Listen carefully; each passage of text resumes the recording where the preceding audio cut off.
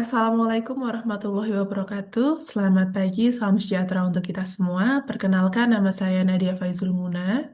Saya dari kelas AK 203, izin untuk mempresentasikan mata kuliah Ekonomi Makro tentang inflasi.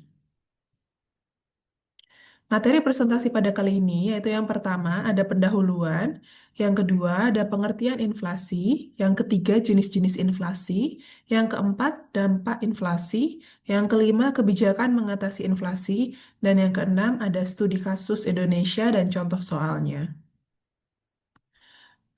Inflasi merupakan salah satu indikator utama dalam ekonomi makro yang mencerminkan kenaikan harga barang dan jasa secara umum dan berlangsung secara terus-menerus dalam suatu perekonomian.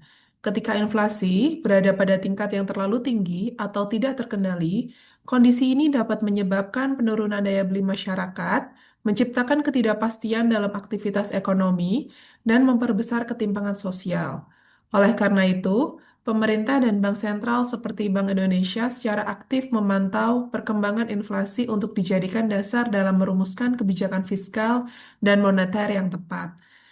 Memahami inflasi menjadi hal yang penting karena dampaknya langsung dirasakan oleh masyarakat dalam kehidupan sehari-hari, terutama pada kebutuhan pokok seperti bahan makanan, transportasi, dan biaya pendidikan.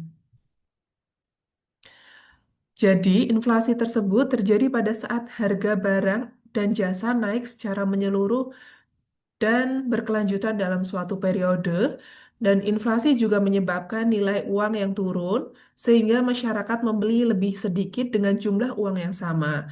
Kemudian, inflasi juga menyebabkan eh, peningkatan permintaan, kenaikan biaya produksi, dan ekspektasi harganya. Dampaknya itu bisa positif atau negatif tergantung dengan tingkat inflasi yang terjadi. Kemudian untuk jenis inflasi sendiri, yaitu berdasarkan penyebabnya, itu ada tiga, yaitu demand pull inflation atau terjadi karena permintaan barang dan jasa melebihi kapasitas produksi. Kemudian yang kedua ada cost plus inflation, yaitu disebabkan oleh kebijakan biaya produksi seperti bahan baku dan upah. Dan yang ketiga ada inflation by expectation, yaitu muncul akibat ekspektasi masyarakat bahwa harga akan terus naik. Sedangkan jenis inflasi yang berdasarkan tingkat keparahannya, itu inflasi yang pertama ada inflasi ringan, yaitu di bawah 10% per tahun, di mana inflasi ini masih terkendali dan dapat mendorong pertumbuhan ekonomi.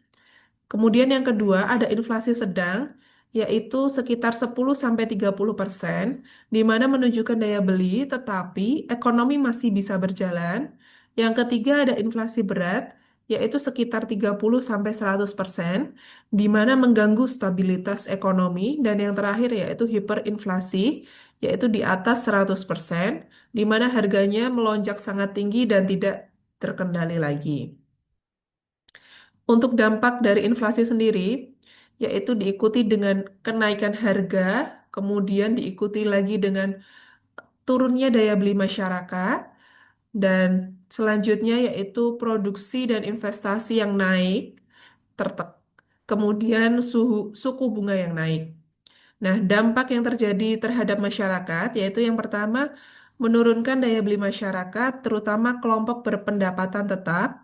Yang kedua, meningkatkan ketidakpastian dalam konsumsi dan tabungan. Kemudian untuk dampak terhadap pemerintah, yaitu pendapatan pajak nominal bisa meningkat, tetapi realisasi anggaran bisa terganggu. Dan yang kedua, harus menyesuaikan kebijakan fiskal dan moneter untuk mengendalikan inflasi itu sendiri. Kemudian dampak yang terjadi terhadap investasi, yaitu yang pertama tingkat inflasi yang tinggi menyebabkan suku bunga yang menjadi naik sehingga minat investasi masyarakat menjadi turun.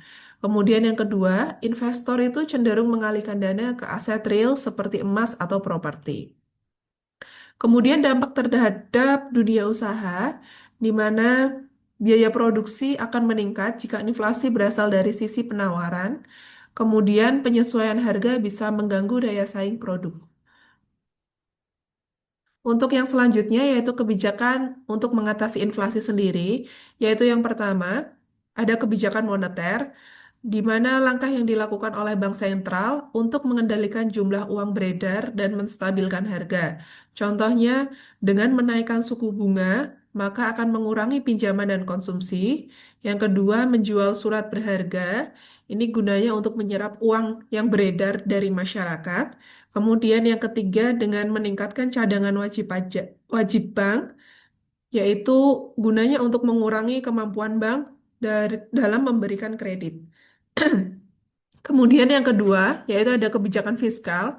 Itu adalah langkah pemerintah dalam mengatur pengeluaran dan penerimaan negara untuk mengendalikan inflasi itu sendiri. Contohnya yaitu mengurangi belanja negara sehingga diharapkan dapat menurunkan permintaan barang atau jasa. Kemudian yang kedua ada menaikkan pajak sehingga dapat mengurangi daya beli masyarakat. Kemudian yang ketiga, yaitu kebijakan lainnya, itu meliputi langkah-langkah non-moneter dan non-fiskal seperti kebijakan upah dan kebijakan produksi. Selanjutnya untuk studi kasus yang ada di Indonesia, ini adalah contoh saat terjadi inflasi pangan pada tahun 2022 sampai 2023, di mana inflasi naik karena kenaikan harga bahan pokok seperti cabai, minyak goreng, dan beras. Penyebabnya yaitu terjadinya gagal panen, distribusi terganggu, dan kenaikan harga global. Kemudian respon dari pemerintah dan Bank Indonesia, yaitu yang pertama, dari segi kebijakan moneter, BI menaikkan suku bunga acuan secara bertahap, kemudian dari kebijakan fiskal, pemerintah menyalurkan bantuan langsung tunai atau BLT dan subsidi pangan. Kemudian yang ketiga yaitu kebijakan produksi, di mana operasi pasar murah oleh Bulog untuk menstabilkan harga yang ada. Kemudian hasilnya yaitu inflasi sempat menurun dan akhir tahun 2023, namun tetap perlu pengawasan ketat terutama menjelang musim panen dan hari besar. Untuk contoh kasus yang lain yaitu terjadinya kenaikan harga beras di Indonesia pada tahun 2023. Jadi pada saat itu awal tahun 2023 harga beras itu naik sekitar 15-20% terjadi di beberapa daerah. Penyebabnya yaitu gagal panen akibat cuaca yang ekstrim dan keterbatasan stok yang ada. Kemudian jenis inflasinya yaitu inflasi karena penurunan penawaran atau cost plus inflation. Dampak yang terjadi yaitu daya beli masyarakat menurun dan beban ekonomi meningkat terutama bagi masyarakat miskin. Kemudian langkah penanganan yang dilakukan oleh pemerintah yaitu diantaranya pemerintah melalui Bulog mengadakan operasi pasar. Kemudian yang kedua ada distribusi beras SPHP atau stabilisasi pasokan dan harga pangan. Dan yang ketiga pemerintah juga mempercepat impor beras dari beberapa negara. Jadi inflasi ini dapat terjadi akibat faktor alam dan distribusi dan harus segera ditangani agar tidak membebani rakyat kecil. Kesimpulan dari presentasi kali ini yaitu inflasi adalah kenaikan harga secara umum yang berdampak pada turunnya daya beli masyarakat dan kestabilan ekonomi. Penyebabnya bisa berasal dari sisi permintaan, biaya produksi atau jumlah uang yang beredar. Untuk mengatasinya, pemerintah dan Bank Indonesia menerapkan kebijakan moneter, fiskal, dan kebijakan lainnya. Studi kasus di Indonesia menunjukkan bahwa penanganan inflasi memerlukan respon yang cepat dan kerjasama semua pihak agar kestabilan harga dan kesejahteraan masyarakat tetap terjaga. Demikian presentasi saya kali ini. Kurang lebihnya saya mohon maaf. Wassalamualaikum warahmatullahi wabarakatuh.